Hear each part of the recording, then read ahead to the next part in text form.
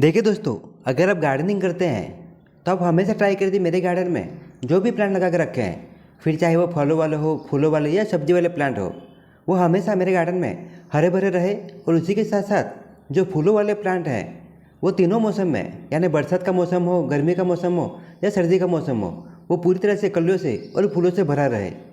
पर ज़्यादा से ज़्यादा केयर करने के बाद भी आप देखते हैं कि आपके जो गार्डन में कुछ जो प्रॉब्लम है वो क्रिएट होती है। जैसे दोस्तों, कुछ ऐसे प्लांट हैं जिसके आप देखेंगे कि जो पत्ते हैं वो धीरे धीरे करके पीले हो जाते हैं, और जो कलियाँ आती है उसमें से दोस्तों आधे ज़्यादा जो कलियाँ है वो गिर जाती है।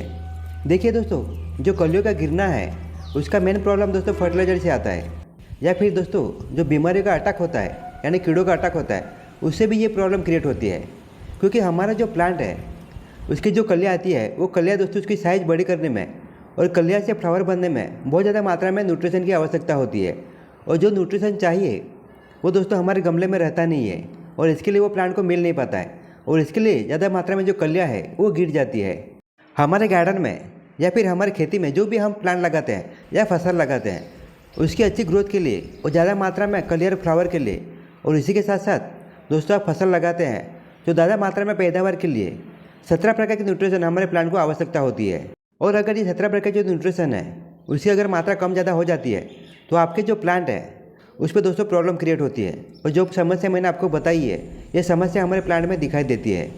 देखिए दोस्तों, जो पत्तों का गिरना है या कलर ड्रॉप हो जाना, या उसी की तरह आप देखते हैं कि जो आपका प्लांट है उसकी ग्रोथ रुक जाना, या फिर जो फूलों की साइज़ है वो साइज़ छोटा हो जाना, अगर ये समस्या दोस्तों क्रिएट होती है तो इसके लिए 3 प्रकार के जो न्यूट्रिशन है वो जिम्मेदार होते हैं। अगर उसकी मात्रा कम हो जाती है तो ये प्रॉब्लम जो मैंने आपको बताई है ये हमारे गार्डन में जो प्लांट है उस पर क्रिएट होती है। अगर हमारे गार्डन में पोटासियम, मैग्नीशियम और दोस्तों उसी के साथ साथ कैल्शियम की अगर कमी रहती है तो जो समस्या मैंने आपको बताई है वो क्रिएट होती है।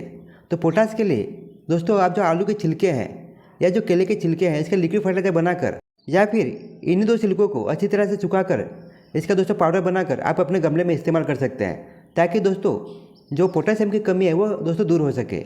और इसी के साथ साथ देखिए दोस्तों, हमारे प्लांट में अगर मैग्नीशियम की कमी है तो इसके लिए जो मैग्नीशियम सल्फेट है, यानी जिसे एप्सम सॉल्ट कहा जाता है, उसका भी आप लिक्विड बेस में या दोस्तों सॉलिड बेस में इस्तेमाल कर सकते हैं।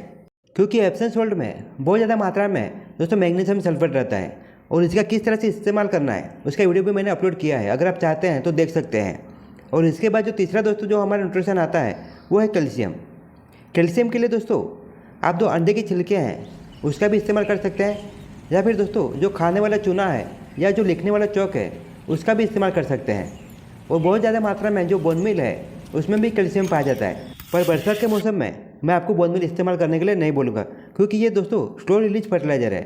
अगर हम हमारे गमले में डालते हैं तो दोस्तों कम से कम 1 महीना ये डिकम्पोज होने में चला जाता है, यानी ज़्यादा टाइम ये हमारे गमले में ऐसे ही पड़ा रहता है, और इसके कारण दोस्तों जो हमारे प्लांट है उसमें फंगस लग सकते हैं। इसके लिए बरसात के मौसम में जितना हो सके आप बोन मील का इस्तेमाल मत करिए। और दोस्तों कैल्शियम के लिए आज मैं आपको दूसरा एक फर्टिलाइजर बताऊंगा, और ये पूरी तरह से फ्री में है, और मेन बात तो ये आपके घर में आसानी से आपको अवेलेबल हो जाएगा।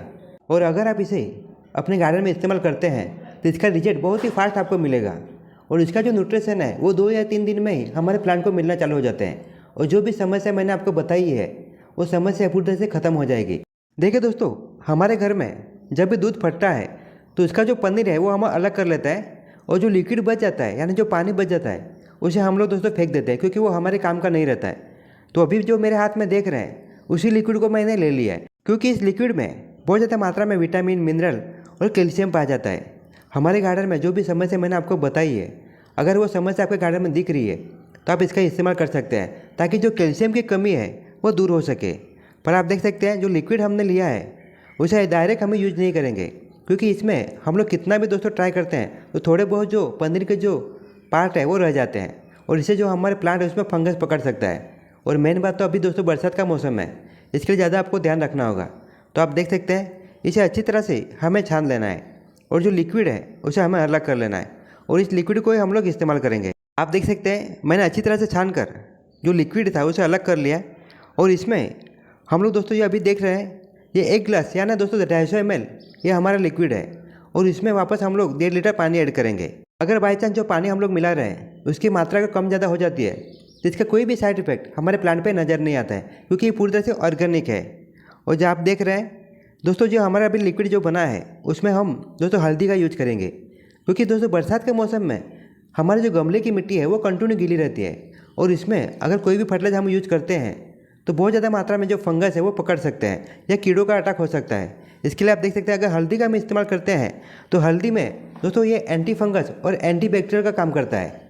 इसका अगर हम इस्तेमाल करते हैं तो कोई भी कीड़ों का या कोई भी बीमारी का हमारे प्लांट पे अटैक नहीं होगा। इसके लिए बरसात के मौसम में आप जब भी अपने प्लांट में फर्टिलाइजर देते हैं तो हल्दी का जो पाउडर है, नीम खली या जो एलोवेरा का जेल है उसका इस्तेमाल करना कभी मत भूलना।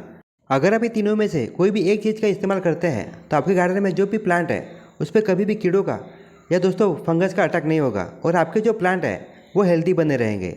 और जो लिक्विड हम लोगों ने बनाया है उसे हर गमले में आपको 100 से 150 ml देना है। अगर आपके प्लांट में जो भी समस्या है और आपको लगता है कि मेरे जो प्लांट है इस पर कैल्शियम की कमी है, तो इसका अवश्य यूज करिए।